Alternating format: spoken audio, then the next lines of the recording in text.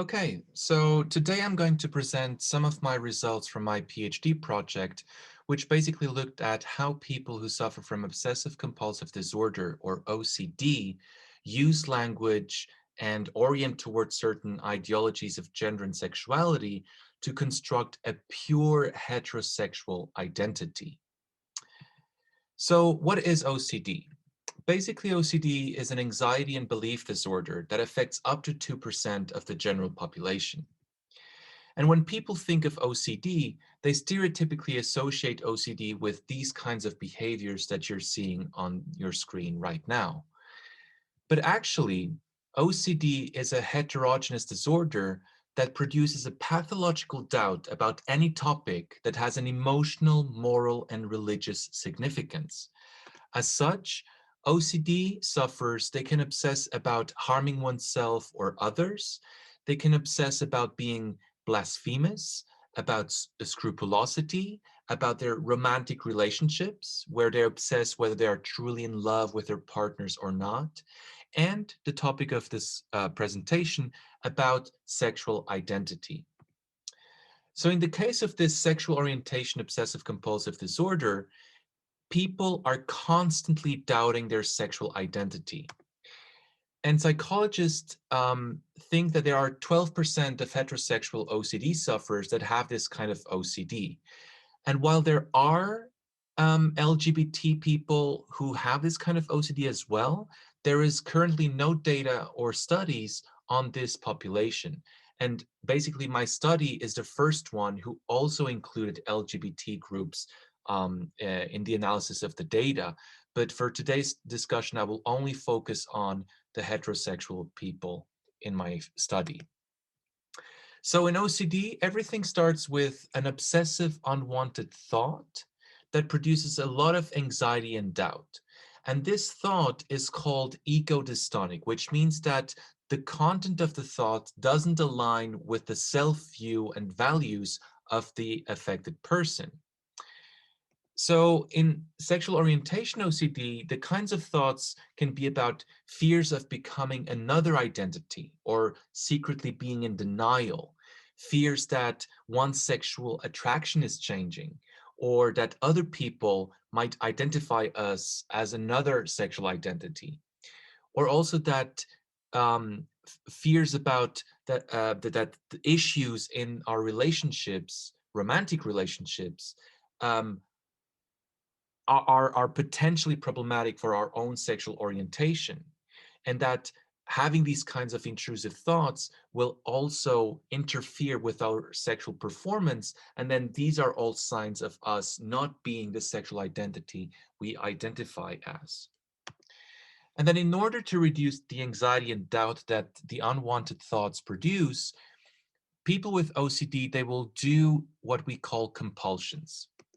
And these are basically the following. So basically reassurance seeking, asking or confessing to people that one might not be the identity that they think they are, checking for sexual arousal and attraction when watching any kinds of pornography or observing other people, avoiding any kinds of anxiety triggers that might cause those thoughts to emerge, such as being around with friends, watching movies, or going to certain places, and also other types of mental compulsions, such as reviewing past sexual experiences, mentally repeating certain words and phrases, imagining erotic scenarios to check whether one is still the identity one identifies as, and also trying to suppress the unwanted thoughts.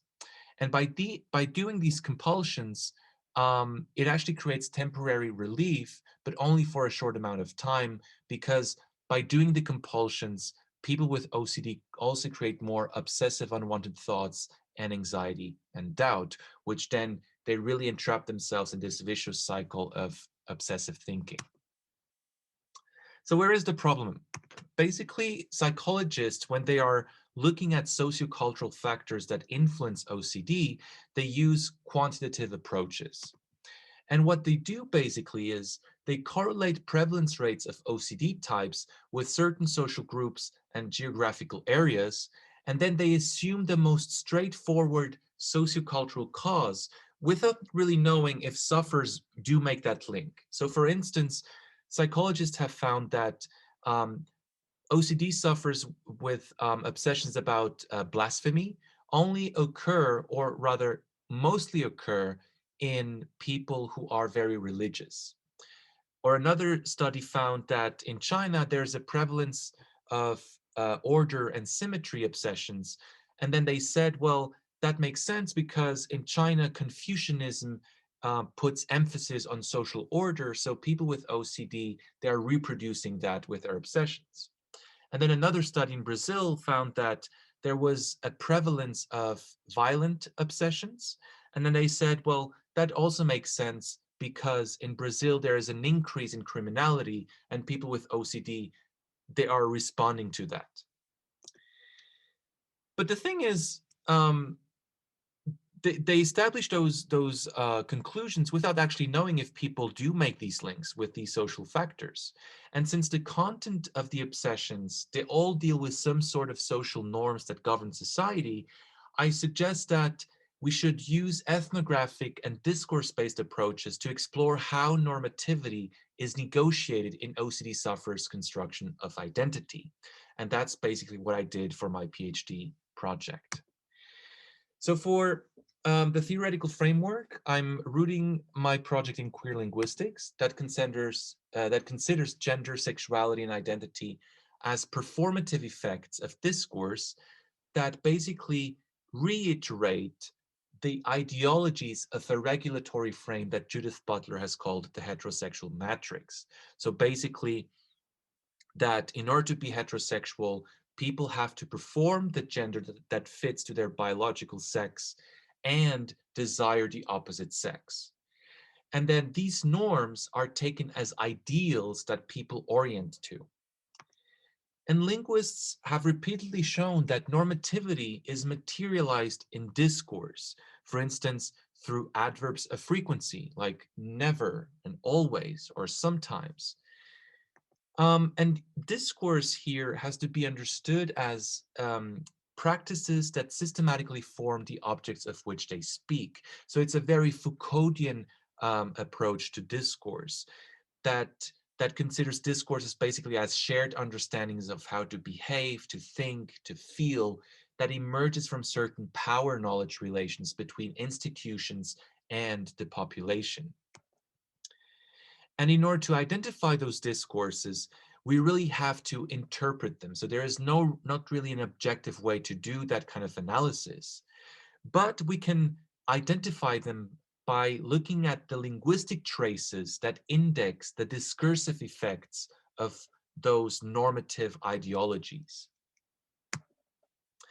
So the way that I collect my data was through an online forum that I built, and I welcomed people who experienced sexual orientation OCD.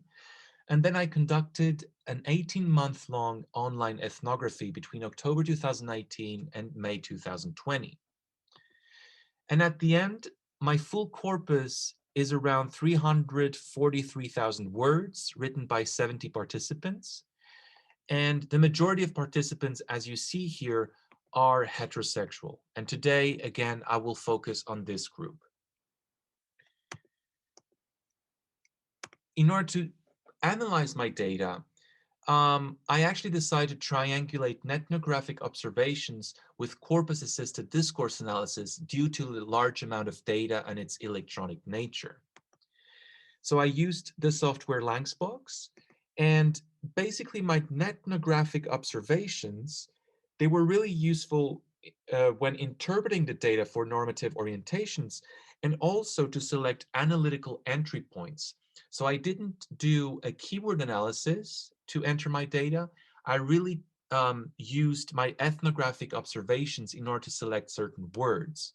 So what I did is I identified 3 different topics where normativity played a huge role. So these were when participants were discussing topics related to sexuality, to certain gendered social actors, and their therapy. And then in order to remove some of the bias in the analysis, I selected the top 4 to 5 words that were most often used by participants, right? So it's really ranked by dispersion and not only frequency of the terms. And these are the words that I looked at in my thesis. And today, I will especially look at the topic of sexuality and some of the norms that really emerge from this topic. An additional step in my analysis is that I did a collocation analysis. A collocation or a collocates are words that significantly co-occur near to each other.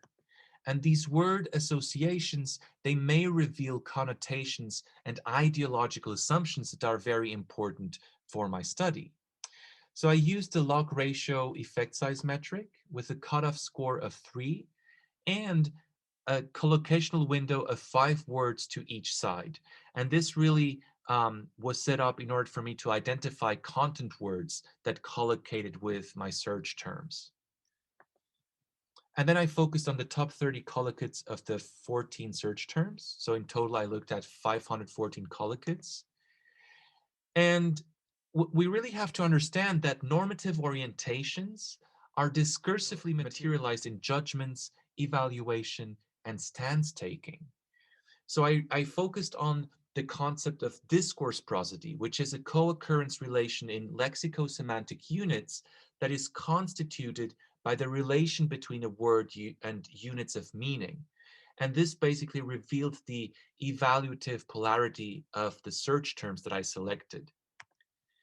And only looking at the simple list of collocates doesn't really reveal any like normative orientations. So I had to extensively read concordance lines. And I did in my PhD project read around 8,600 lines to track the evaluation and how participants constructed their identity by drawing on certain normative discourses of gender and sexuality.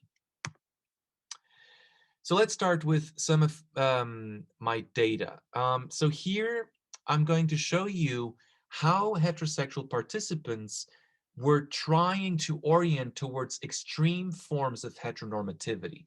And this was mostly revealed by the collocation of gay with the words must, mean, and proof.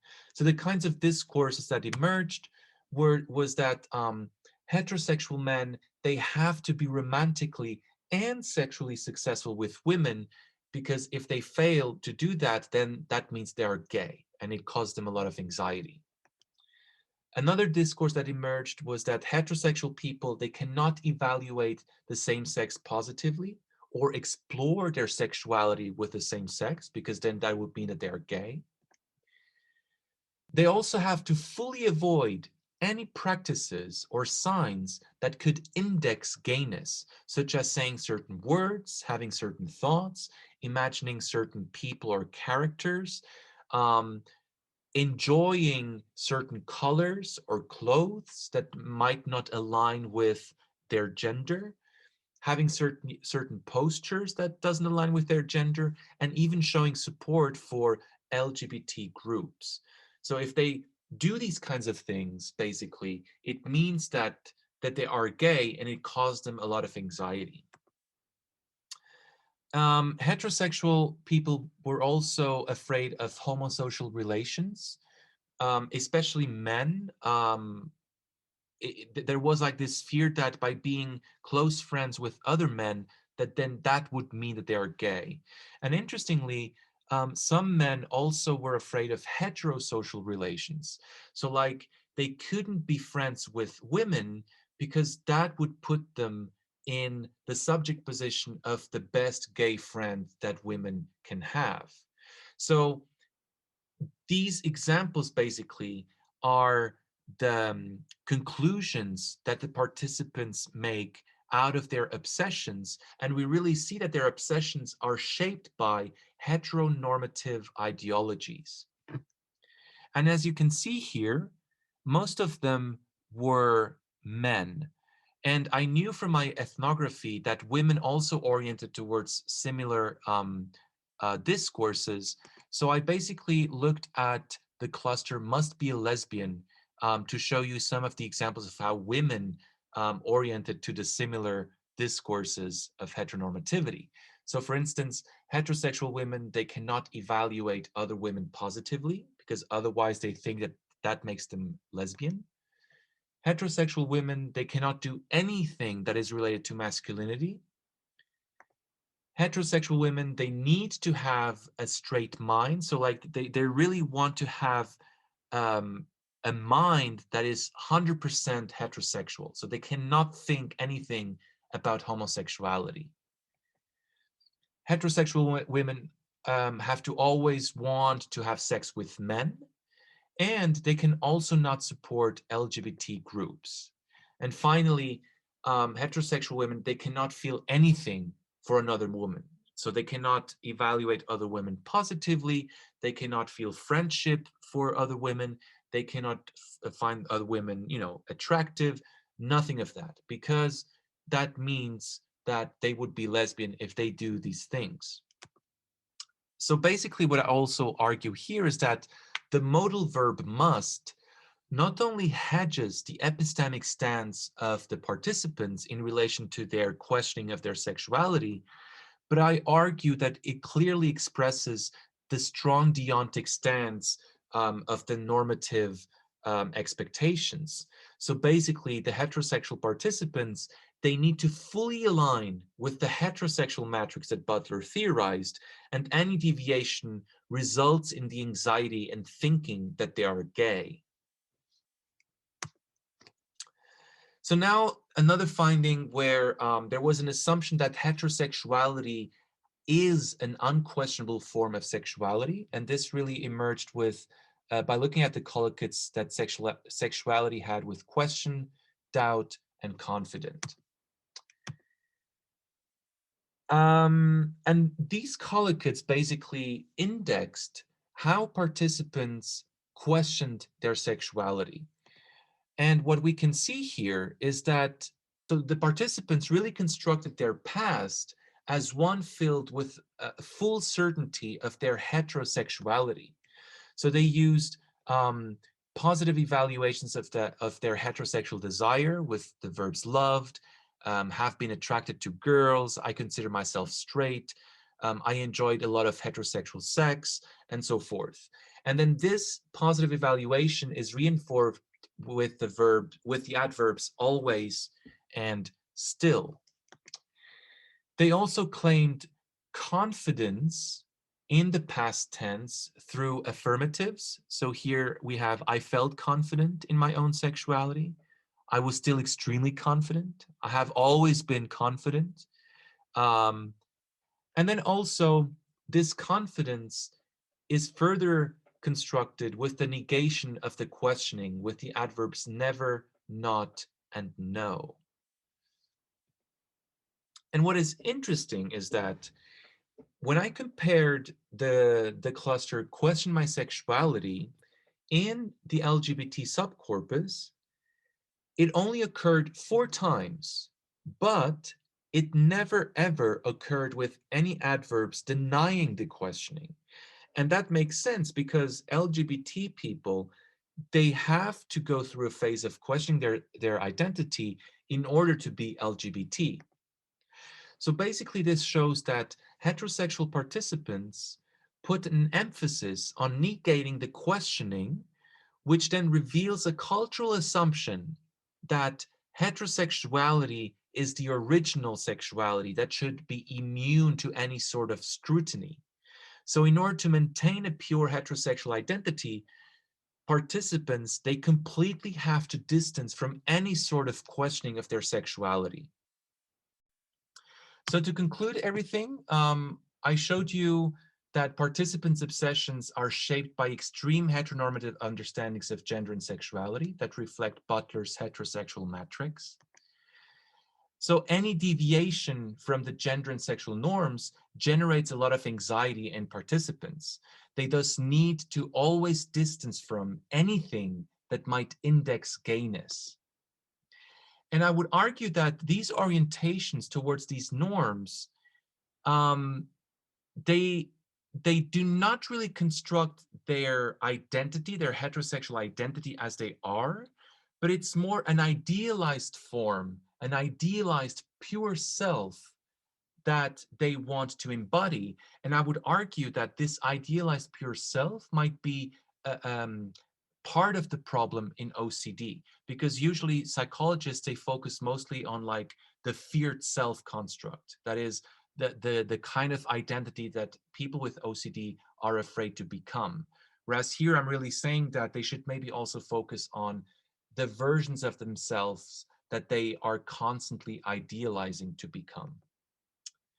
And basically, at the end, the findings really reflect the strong hegemonic status of heteronormativity.